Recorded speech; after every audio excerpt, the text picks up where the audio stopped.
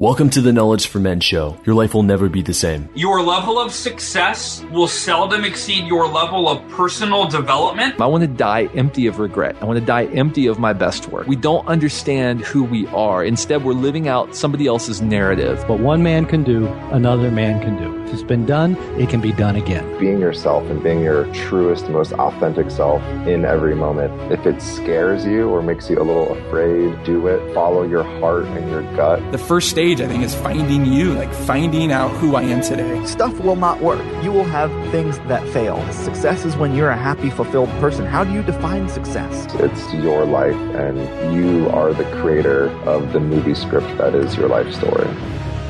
All right, guys, welcome to the show. I'm here with Leah Guy. She is a spiritual teacher, healer, professional speaker, and media personalist. And she's also the author of The Fearless Path, a new book on a radical awakening to emotional healing and inner peace. Leah, welcome to the show. Thanks so much. It's great to be here. All right, Leah, let's dive in with the favorite success quote or some sort of saying that you've lived by that's helped you on your journey. Okay, well, I have two. One is from my book, which is "Fear is our greatest teacher." So that's a quote that I kind of lead with in the first part of the book. And the second for me, and I can't remember the exact author of the quote, but to risk nothing is to risk even more. So those are two that I kind of use as my guide. What do you think happens to someone when he doesn't, particularly men, when he does not take a risk in his life? Well, it starts to really imbalance our energy, our self-worth, our value, and so forth.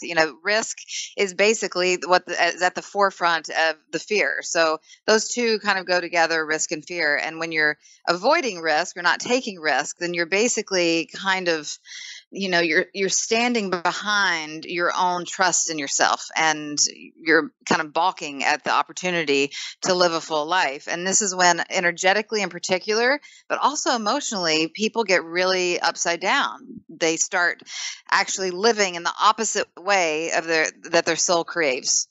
Yeah. So if risk is actually there to benefit us, then why are we so scared of it?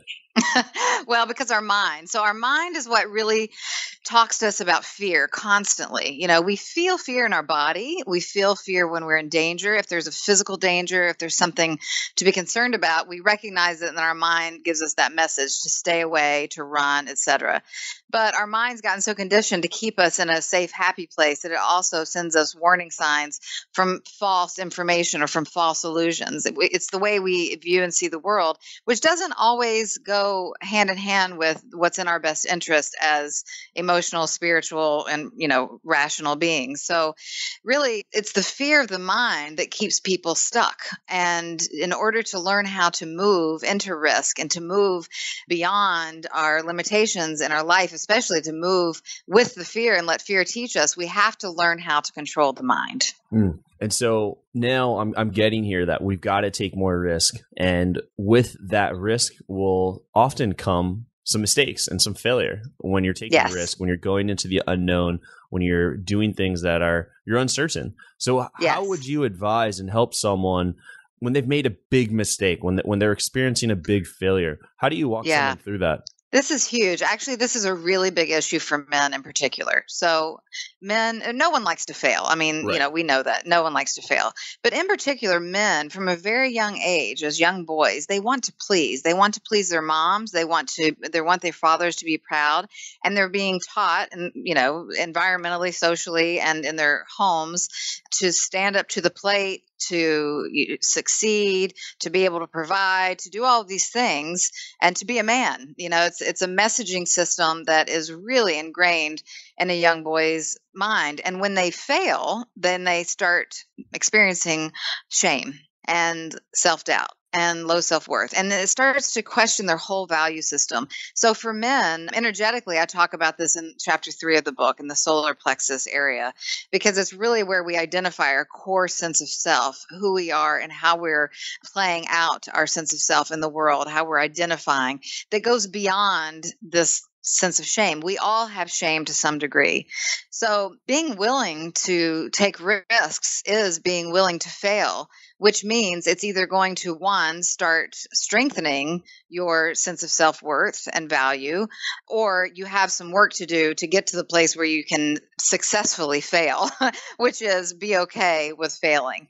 And that is work on shame and self-identity, self-doubt. So it's a lot going on there, but the trick is to just keep putting your foot forward. It's not one massive leap each time. It's one tiny step. Successfully fail. I think we need to talk a little bit more about that, because it's two, the words are in a way conflicting, but I want to see how you put them together and how we can understand this word, this concept, successfully fail, better. Right. Well, if you successfully fail, you're able to fail and learn from the process. You're able to stand true to your attempt, which is be proud of yourself, know that you gave it your best effort, know that not everyone wins every time, and also really kind of separate yourself from this idea of, win or lose or succeed and fail. To fail just means at that moment, it may not have gone in the exact way that you wanted it to go, but there's true success all around. I mean, there's tons of quotes about success and failure and so forth, but I think really, if we want to continue to grow and to continue to be able to risk, whether it's in relationships or with our work or just in our life in general, to risk some, big challenge that we've set for ourselves, we have to learn how to fail and stand up to the failure and say, I am so glad I did that. My life will be forever changed because I did that, and I'm going to try again, or that was enough for me. It doesn't matter. The point is that we're able to look at it with reverence, with respect, and look at ourselves with pride and respect that we tried and we accomplished the attempt, and in that accomplishment is our success, but it's also our failure. So it sounds like that failure is kind of our expectations did not meet the reality. Yes. Because two different people could experience a quote unquote failure, but one could walk away empowered and the other can walk away defeated. Exactly. And it's really outcome.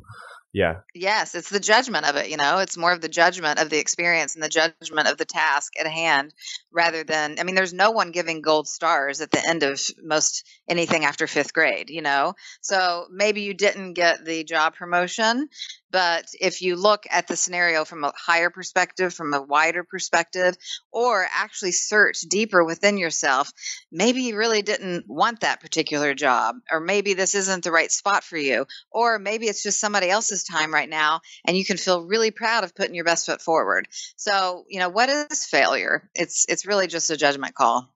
Yeah. It almost sometimes seems like our biggest failures, when we have the right attitude, are often our biggest breakthroughs, our biggest life lessons, those moments where you look back and say, wow, that needed to happen. Yes, it is so true.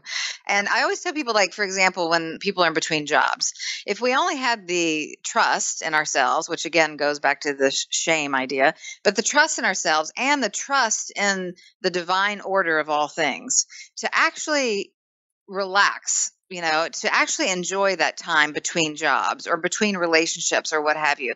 People get in such a panic that they're not going to win the next job or succeed or what have you. And it's really a lack of trust in themselves and the lack of trust in divine order.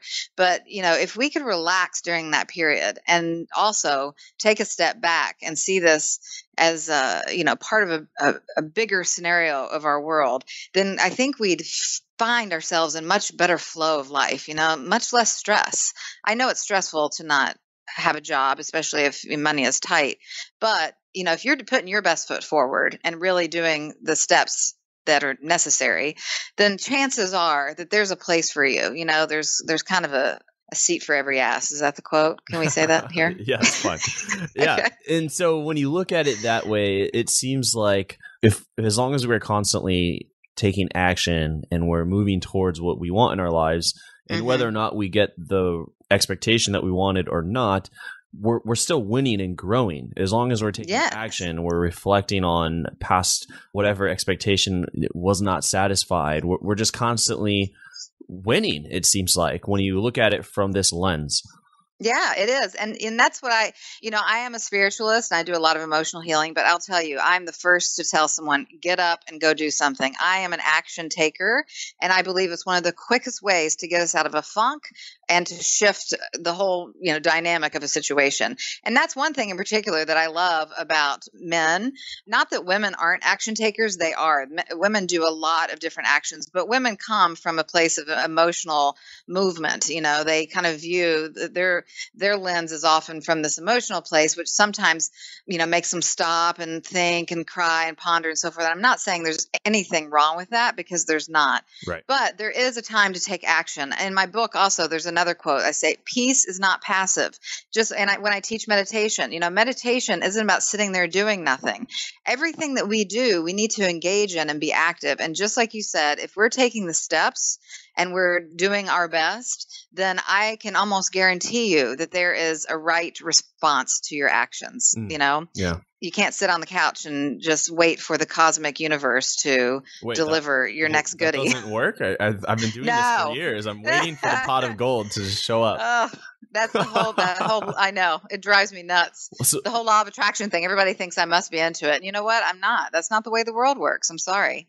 Yeah. Yeah, I think there is some confusion going on there. But yeah. I like that you're coming from this spiritual standpoint as a spiritual teacher, but you are absolutely reinforcing that action is, it has to be in the picture here. Yes, absolutely. 100%. With everything, with self-care, with relationships, with jobs, with, engagement in life. There's nothing to be bored about in this life. Anytime someone says they're bored, I just want to shake their shoulders and say, can you just look around? How could you be bored right now? There's, you're not engaged. You're not present. That's the problem. Okay. So they're not engaged. They're not present. So if someone's bored right now, they're just kind of, waking up. It's Groundhog Day, nothing's changing. Yeah. What are they, or let's not even focus here on what they're not doing, but what could they start doing that would significantly add more to their life? Well, just like you said, the Groundhog Day thing, I laugh because it's so true. What happens in those scenarios when people say, "Oh, I'm bored," they're on this kind of loop. They're on a mental and spiritual loop of just they have zero expectations, they have zero engagement in life, truly, and they're not present. So, what they could be doing is. Well, it's hard to break the loop. So what they need to be doing, first of all, is to break their cycle. And one of the things I suggest for people to break their cycle is to actually go do something for someone or something else, like take care of something. A lot of people that are bored don't have enough to take care of, and especially in this day and age of detachment and, everything's about me and I can get whatever I want in 5 seconds. Right. We've really kind of lost touch with, calling grandma or, adopting a Boys and Girls Club member and being a big sister or, taking care of a plot of land or walking a dog, whatever it is, like engaging in nature, engaging with people, engaging in your own creativity, thinking about who and what you are and what you're here to do, and get out of yourself, get out of your mind, get out of that cycle, that loop. And the best way to do it that's beneficial for everyone is to help or care tend for, someone or something outside of yourself. So, I get it. I mean, we all get into our patterns. You wake up, you make the coffee, you go to work, you come home, you watch TV, but there's so many other choices. It gets just to be a lazy choice of this is my life. Right. So what if they are acknowledging, hey, it's Groundhog Day. Life is boring. Life is kind of the same. Not much is changing year after year. Really seems the same. Oh my gosh, it's already halfway into the new year right now, and pretty much. But what if they're not taking the action part, but they are doing a lot of this. They're reflecting maybe for too long, kind of living in the past a bit, but they're really trying to move forward, but they're not. There's not action happening in this person's life. Yeah, you mean like something new happening? Correct. Yeah. Well, that's, again, I go back to make something new happen. It is all kind of within our realm outside of that cosmic divine order that all things happen when they happen. And sometimes we do need to just rest. There's periods of frustration that we all go through where we feel like, not much is changing in my life. And that might be a period of real reflection and journaling and more time alone and quiet and so forth. But if you're in one of those times, and actually use it, like turn off the TV, then sit and do the journaling, sit and try some meditation, sit and see what kind of creative ideas come to your mind. But the problem is that most people, when they're in those periods, those kind of down periods, they keep distracting themselves, and then they think nothing's going on. Well, you're not giving the space for something to go on. It's really scary for a lot of people just to sit in quiet, or just to, take a long road trip and don't turn on the radio. And that's why people are afraid of meditation too, quite frankly. They're afraid to sit with themselves, and rightfully so, because when you sit with yourself, all you have is your thoughts and your feelings, and your observances, of course. But that's what I encourage people to do. If you're feeling really stuck, then get stuck in it, but just be still. Like, just be still in the stuckness and see what shows up, because something is going to show up. You're not just going to sit there, in the stillness for the rest of your life. If you're not in one of those periods of reflection, grief, maybe in between a relationship or dealing with emotional grievances and so forth in your life, then it's highly likely that you have a block going on. And I do see most things as energy and emotion. So if there's an emotional, mental, or energy block happening, that's often in what I call the sacral area, which is like the solar plexus area, which is, I don't know if you want to know all about the chakras and so forth, but anyway, it's where we store our creativity, our productivity, our passion, and what ignites that excitement in us. And for so many people, that ignition, that flame in their gut is dampened. And it's dampened by what we talked about earlier, the shame, these repressed emotions from years gone by that people have not dealt with. And it really creates this cycle of, nothing's happening in my life. Why is nothing happening in my life? And so then they turn every which direction, to the law of attraction, to this book, to that book, to this coach, to that guru. But they're not recognizing that we have to shake up some of that emotional residue, get reconnected to ourselves, and light that flame inside ourselves. And at that point, that's when magic starts happening. That's when we become engaged. That's when we fall in love with life again. And we want to create, produce, birth ideas, couple with others, etc. So there's a lot to it, but yeah, there is. But it's like you have to really be self-aware, and I guess that's the first step, is to be self-aware and present. Yeah. Let's, one of the reasons why I wanted to have you here on the show is you're, an advocate for helping men, and you've shared that, you think men don't have enough emotional support or tools to really help them with some of the things you're talking about here, with the shame, with the self-doubt, with the low self-worth, and really understanding where the masculine fits in today's world, with obviously the feminine energy and women really making significant strides, as they should, but I think potentially confusing men and where they stand. Yes. It's getting worse. I think the biggest trouble with that is the identification of self. And no matter what women try to push for, and yes, we should all be treated equally, people are not equal. That we're equal at large, but we're not equal in task. We're not equal in strengths. We're not equal in different, just the innate instincts that we have. And we don't want to strip those. We don't want men to lose their natural instincts and their gumptions and their desires and how they process emotions and how they operate. And that's what's dangerous right now. And I really do have a great desire in this area, because I see a lot of men becoming demasculated, feeling so much pressure that they can't perform in their workplace. They don't feel like they can, overstep the bounds. They feel governed by their wives. They start having sexual issues, anxiety that runs so deep, and then cover it up with this shame of not being a good enough little boy, when they're 5 years old. And you've got a combination, this elixir of just chronic stress and misidentification, which ultimately leads to disassociation, which is the opposite of healing. That's when we start just not identifying and not recognizing and not even claiming who we are, how we feel, recognizing the positive shame or humility or narcissism or any of this kind of stuff.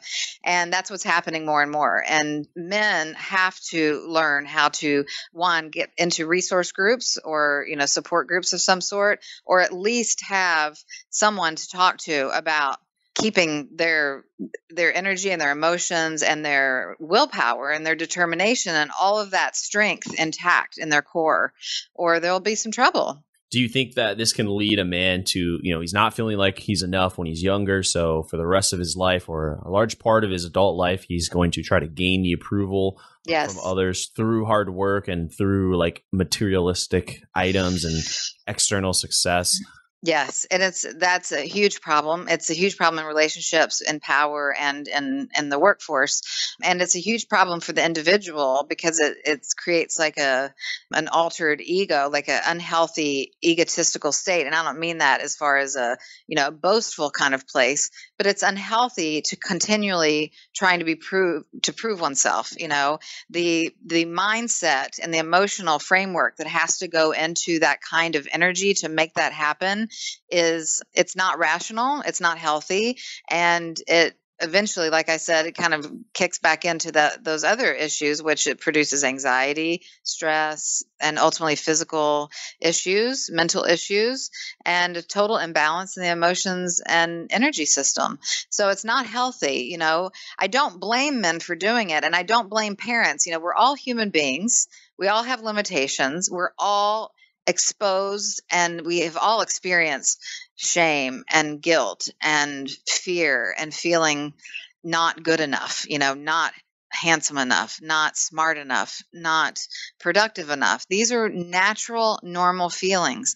But like I said, when you're overly trying to prove yourself, or when you kick into that, I'm going to show them mode, that creates an imbalance where it's coming more from a false sense of self, which is dangerous. It's not helpful. It's not compassionate. It's not genuine. And it doesn't really serve any purpose besides adding to the gluttony of power and misuse, et cetera, et cetera. So it's a big deal for men. And anxiety is a huge issue for men. Most of them, a lot of them don't talk about it. What is it? How does it show up? So if a guy's like, I don't have anxiety, but what are some ways that anxiety might show up that would help people understand, or men understand listening? Oh, I do have some of that actually. Yeah. Racing thoughts, inability to sleep well throughout the night, feeling constantly agitated. Obviously, the signs of anxiety, like shortness of breath. Overeating is a very frequent sign of anxiety, or over drinking or over drugging. That's what people go to, put out the fire that's going on inside. Right. And then, eventually it's insomnia. Like I think I said that eventually it starts leading to escapism, which whether it's to drugs, alcohol, women, gambling, shopping, eating, whatever, then we create this other life. And so that other life is an escape from the anxiety that they feel in a current life. And then, of course, not to mention the full-blown panic episodes. A lot of men have panic. They have it taking care of their children. They have it driving their family to long distance. They have it every morning before they go to work, perhaps. They have it when they have to present at a business meeting. They have it on the way home if they feel like they've forgotten something and their wife's going to be upset. They have it in taking care of their elderly parents, or, there's a lot of anxiety that men experience that stays either low grade or it starts to show up in these other ways in their life.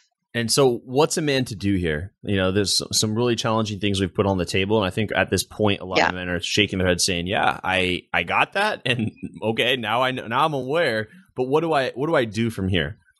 Well, so there's a few things to do. Some men aren't great communicators, as we know, about emotional stuff.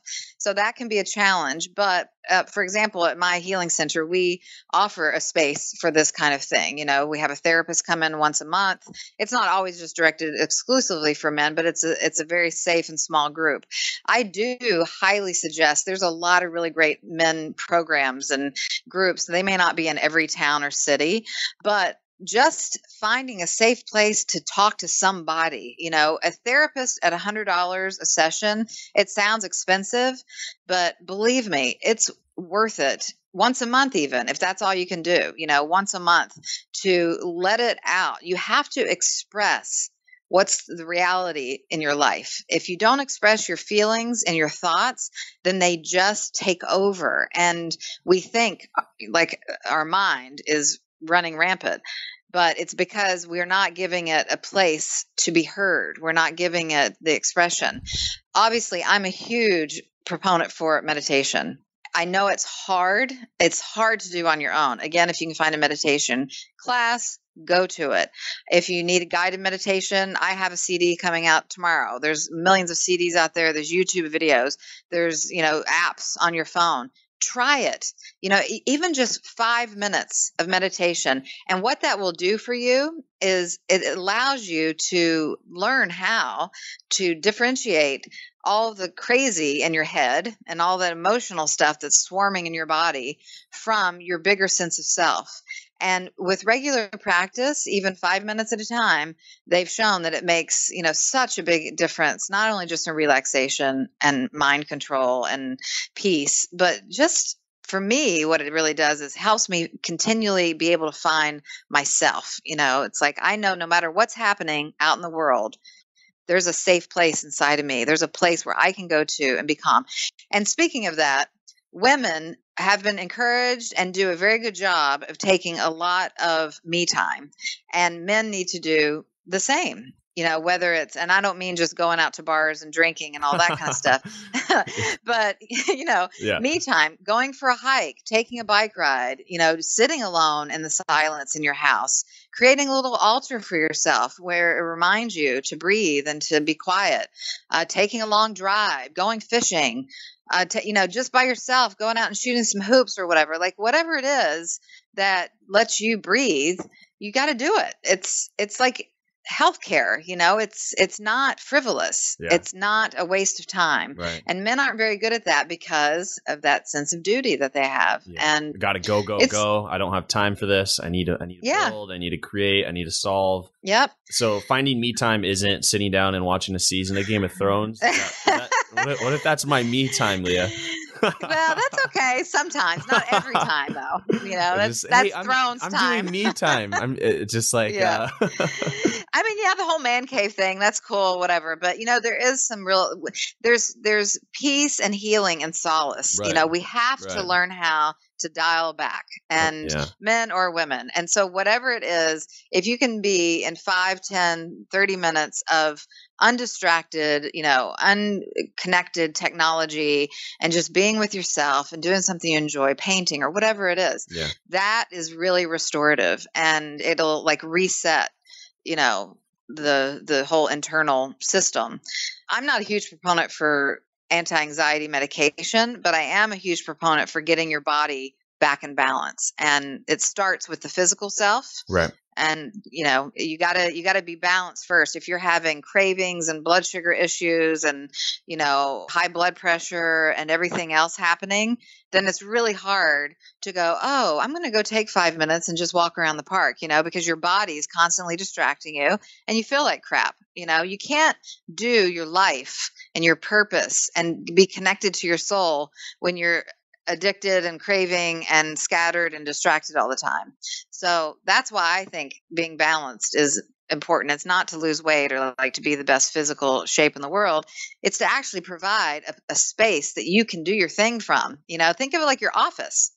You know, we go into a person's office and there's stuff everywhere and crap strewn around. I mean, you just can't see anything. It's like, how's this person get anything done? It's the same thing inside, you know? Right. So if you respect your office, then respect your internal office. Right. I like that. And number one, you said find a safe place to talk to someone, whether it's getting in a group or even hiring a therapist. You gave a price tag of $100, even if it's $100 an hour. I mean, imagine how much damage it could be if you don't express and let out. Yeah. You'll spend money on potentially drugs or alcohol or just, you know, Oreos, external items or Oreos, double, you know, double stuffed Oreos. I mean, those add up, man. But they do. But the $100 is, you know, I feel like whether or not there's a price tag or not, I think the point is just find a safe place to talk to someone and express. I give this analogy if I'm working with someone, that finding a safe place to talk to someone and letting it out is like, it's like going to the bathroom. Like, you have to do it. Otherwise, it's gonna build up. Your bladder's gonna explode. Like, the amount of pain you feel in your bladder, like that's how much pain is in your chest when you don't let it out. And you've got to let it out. And it's like you've got to go to the bathroom. You've got to express. You've got to let out the emotions. It's got to come out. Otherwise, it may blow up in a way that you can't control. And I think that's what, you know, we see is like rage, or when a man blows up and it's like, like it's this crazy outburst of emotion that is almost uncontrollable. Yes, it's true. And that is exactly right. It's not the anger that's a problem. Anger is a normal, rational emotion that we all experience. Right. It's when anger is not allowed to be anger. You know, and then whether it's 2 months from now, 6 years from now, or 20 years from now, it doesn't matter. That anger is going to find a way out. You know, if it doesn't find a way out, it will start eating a person alive, you know, and however you believe about stress and disease or the metaphysical aspect to health and wellness, you know, I believe that the more we hold in and not express that real emotions, it doesn't just have to be anger, also love. You know, people that don't express love, they have a similar condition. You know, it's just like blocked, repressed energy, and it's not healthy. It's just not healthy for anybody. So you're absolutely right. It has to be safely expressed, acknowledged, and out there, you know. What are some healthy ways for men to deal with the anger, the resentment, aggression, some of these, I guess you could say, darker aspects of the masculine energy? Mm-hmm. Well, definitely, like a good hardcore exercise is really helpful for that.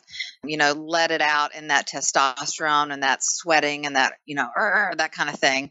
That's excellent, whether it's weightlifting or boxing or just taking a super long run, biking, whatever it is. So that's really good. Also, like I'm a big proponent for screaming, like in the car or screaming in the pillow. I don't do that so much. I do more crying in the pillow, I guess. But I really like when I'm in the car, that's a good time, you know, just let it out, a couple of roars, you know, and just free that immediate. All that is that just really top heavy energy that just wants to come out, and take a few deep breaths and settle. There are a couple of really good breathwork exercises, and one of them is called alternate nostril breathing, just to help calm the mind. I do it a lot. A lot of yogis do it, but it's good to balance the hemispheres of the brain and just to bring a general calm. So if you wanted to Google that or search it, it's alternate nostril breathing. And there's some other breathwork exercises that are good, in particular for men, to release heat from the body. You know, I think it's helpful for men to, I mentioned, you know, therapists and group and so forth, but it is helpful for men to be able to express to another man, you know, because there's genuine hormones, experiences, and history that only another man can really understand.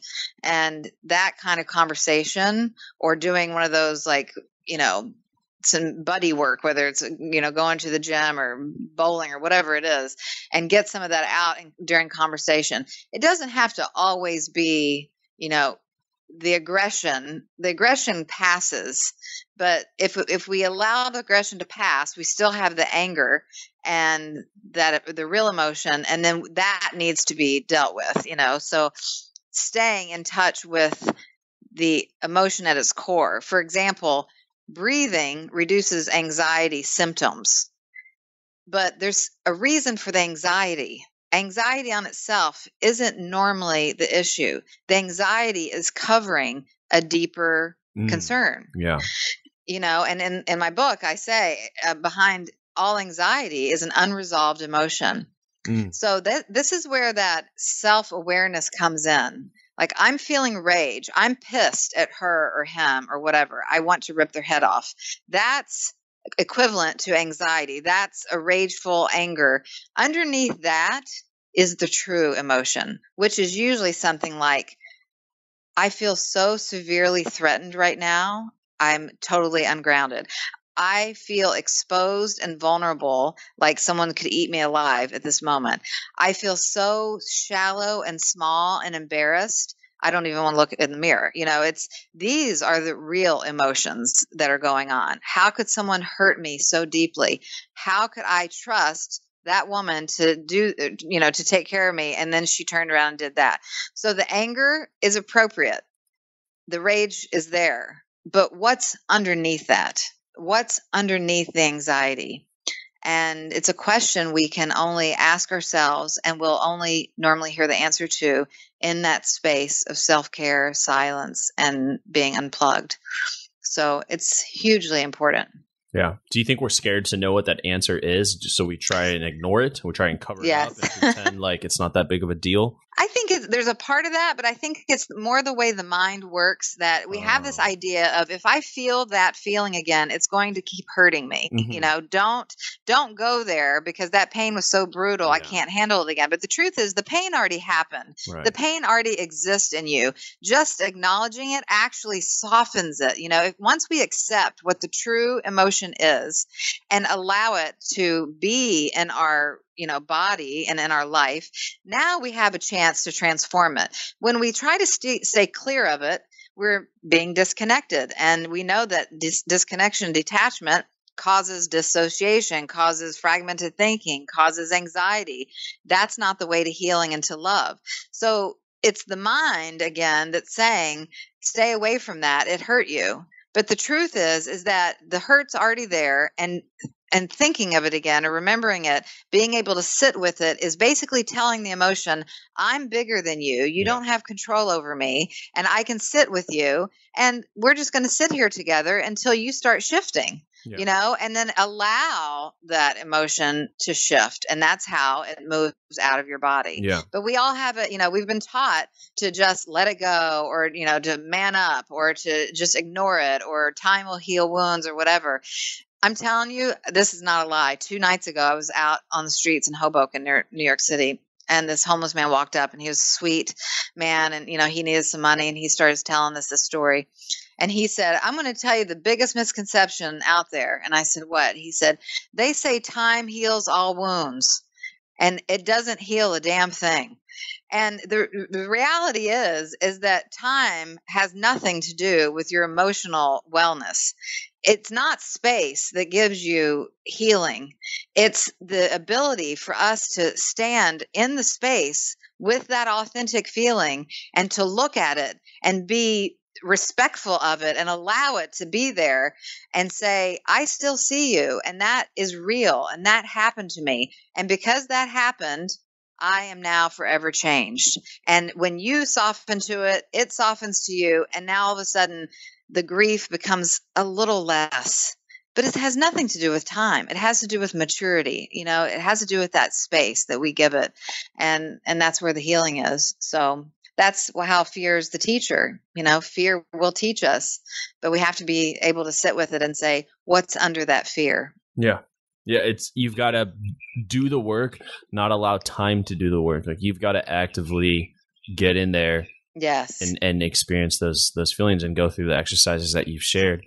So it's not about running away. That's not going to do it. It's not about thinking like, oh, there's a problem there, but in time it'll go away. It will likely just be covered up, but it'll be there. Yeah, right. But actually going into it, it's like you've got. It almost feels like like you've got to go into that fight is how my mind is picturing it. Like you can't avoid it. Like there will be some pain and some challenge, but you got to go in there and it's not going to go away. Like it's still there.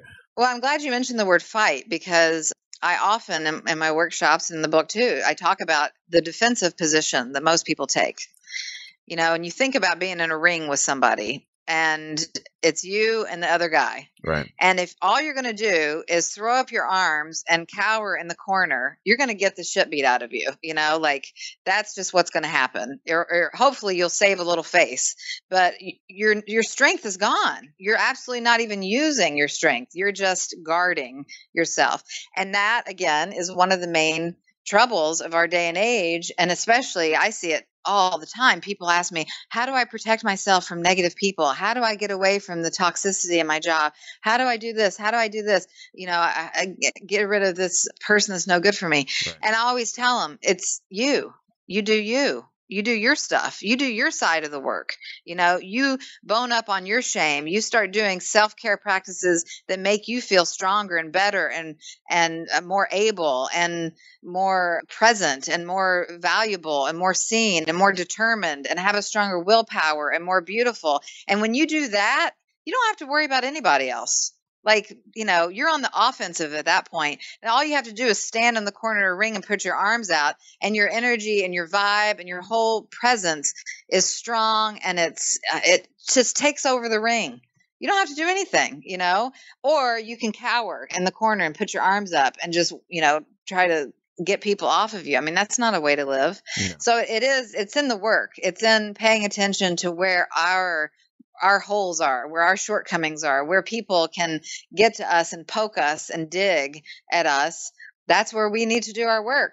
And it's work. Yeah, like but it's good. I'm thinking, like, in the ring, you can get out of the ring. You can flee from the ring, but that fighter, which is the pain or the unresolved trauma, that fighter, he's still in the ring. And or he's going to come chasing you. But like until you get in the ring with that other guy, he's still there. And in fact, he might be training while you're not resolving it. He might be getting stronger. Like he's training and he's getting ready for when you do want to come back. Right, exactly. That's a good way to think of it. It's so true. Yeah. Let's dive into the knowledge round. Just a few more questions here. So Leah, are you ready for the knowledge round? Yes. I don't know. you got to step into the fear. Okay. You got to step in here we and go. Take some risk. Okay. What advice would you give to someone who's feeling really lost and unsure of their purpose? Oh, that's a huge advice would be to probably separate yourself from everyone for a full day and be silent. That's what I would say. Pen and paper always present, and do free form, just mind to paper flow. It's just like abstract writing. They're lost from their connection to their true self. And that's where, again, we have this conception of I am mind, I am body, and I'm operating this world. We have to get reconnected to what we're doing here. Who am I? Why am I here? What is my purpose? And what is my passion? And you can't do it when you're distracted and you're around 10 other people that are telling you who you are. So step aside, take a day vacation, turn everything off, sit in a room. I don't care if you don't go anywhere, and think, listen, write it down. Great. And what do you think is holding most men back from becoming stronger, grounded men today? Feeling like they're not going to be loved. Mm-hmm. Wow. And I've asked that question a lot, and no one has said that. That's why I think that's a very interesting and valid point. Yeah. Well, that's where that deepest connection goes to. That's what it's about. That's what connection is. And it's the greatest fear, and it's also the most beautiful gift. Yeah. So it's not chasing it, but being yourself and knowing that you are worth being loved, no matter what you do, no matter how great you become or not become, no matter whose judgment system you're using. How can you let yourself really be loved? Yeah. Yeah. Very good. And Now, what would you say have been 3 of your most influential books? And so for the listeners, I want to give credit to your book, The Fearless Path, which is available, Leah, Guy, on Amazon. But for yourself, what have been 3 of your most influential books that have helped you on your journey? Oh, wow. Well, I guess The Celestine Prophecy just came to mind. I haven't read it in a long, long time, but I did really connect to that. It's a good kind of starter into the realm of, thinking a little outside the box. Marianne Williamson's A Return to Love, although that's kind of based on the kind of the science of religion, not science of mind. I forget what it is. Oh, Course in Miracles, which I'm not, a proponent of. I'm not pitching that at all. But she has good information there. And I don't know. I really like some of like John Kabat-Zinn's Wherever You Go, There You Are. That was a good one. He's a good thinker. Is that 3? I think that was 3. And then, so the next question I have for you here is, imagine you, more of a scenario, Leah. Imagine you had 60 seconds with your 25-year-old self, and knowing what you now know today, what would you tell her to do and what would you tell her not to do? Honestly, I think when I was 25, or when most people are 25, you're just scrambling. And I would say, keep scrambling. Scramble, search, scramble, go, scramble, read, scramble, have fun. I guess the only advice I would probably give the 25-year-old is to keep staying active and engaged in your life, and also look for the magic and look for that divine order in things. Trust the process more. Everyone wants to make something happen, but if you trust the process, then you can relax a little bit into what this time in your life is. When you're 25, you're not going to be who you are when you're 45. Yeah. Which I should know because I turned 45 next month. So there you go. All right. Well, happy early birthday. And thank you. Now, even if you have to summarize some of your main points here, completely fine. What would you say is your philosophy on life and success? I would say one is to not stay in the victim role. I recently came up with this idea of, especially when we have trauma, or even if it's something like shame or guilt or events or fear, we often feel violated from the world or from somebody or from some event. So we experience a violation. And then at that point of violation, we do feel like a victim, but we have to find a way to be victorious over it. If you stay in the victim scenario, there's not going to be a lot of fun in your life, most likely. So the way out of that victim is to engage, to connect, to the fearlessness is about having the courage to actually look at what's going on in your life and get real about it, and stop trying to cover it up and be somebody you're not, and just cut the bullshit. I mean, so many people just live for other people, or live for, I don't know what they're living for. Be who you are. Say what you mean what you say, do your thing, get into your life, because it goes fast. It goes so fast. Yeah. Yeah. I think, that is one thing that is so common amongst, like, when anyone is talking about life, and I don't think anyone is saying, man, it's just so long. Like, I think everyone's like, man, time goes quick. Like your 20s, they happen, they're gone. Your 30s, your 40s. I don't think I've heard anyone say, man, it's so long. Like, it needs to speed up. It's true. It is true. But then all of a sudden, even I was thinking about that last night, and you think about it in decades or what have you. And I don't feel old. I feel kind of in the middle of it all. Right. But soon enough, 10 years from now, then 10 years from that, and then you're looking at the last 10 years, it's like it does happen really quick, and it makes no sense to not do what you want to do, or what you're meant to do. It makes no sense. The philosophy of that is just mind-boggling to me. Yeah. So, yeah. Yeah, you won't be upset at trying something, at doing something that you really wanted to do in your mind, and you actually went and did it, and maybe you lost money, maybe it didn't work out, but I don't think you would look back and be like, yeah, I shouldn't have done that. That was stupid. No, exactly. And chances are, if you're fully committed and engaged, that we talked like a lot about, if you fail or if it doesn't work out, but there is still that chance that if you just keep going, that you will actually hit your goal and or surpass it. Yes. It's either that or you're going to die, and then you won't know the difference anyway. So who cares? All right. Yeah, we'll cut it in. That's the last. And so the book, The Fearless Path, Leah Guy, go on Amazon, learn more about, the subtitle here, A Radical Awakening to Emotional Healing and Inner Peace, really touching a lot on a lot of men's issues that I think are very much important. But where can the audience follow up with you, Leah? LeahGuy.com or modernsage.com. All right. Just as it sounds, Modern Sage, Leah Guy. Sounds great. All right. This has been a fantastic episode. Leah, thank you so much for your time and getting real on this show and helping us understand better how to deal with our emotions and work through them as men. I think this is a much needed conversation that more men need to hear. Thank you. Thanks so much for having me. It's a pleasure. Thank you for listening to the Knowledge for Men podcast. Hundreds of interviews and millions of downloads later, we're continuing to build an international movement, and we're just getting started. So if you enjoyed this episode, go ahead and leave a helpful review in iTunes because it really helps the podcast grow so we can impact even more men in the world who need this. Guys, this is all about living with purpose, where every day you only do things that matter to you. You wake up, live with purpose, and take massive action towards the life you want. And always remember, love the life you have while creating the life of your dreams. Go to kfmfree.com to get a surprise bonus I've made for my listeners. Again, that's kfmfree.com for something that's changed my life, and I'm offering it to you for free. Also, check out my Amazon best-selling books that I've written for you to help you crush life at kfmauthor.com. Again, that's kfmauthor.com to see all the books I've created to help you break through in life. This is your host, Andrew Farabee, founder of knowledgeformen.com, and I'll see you in the next episode.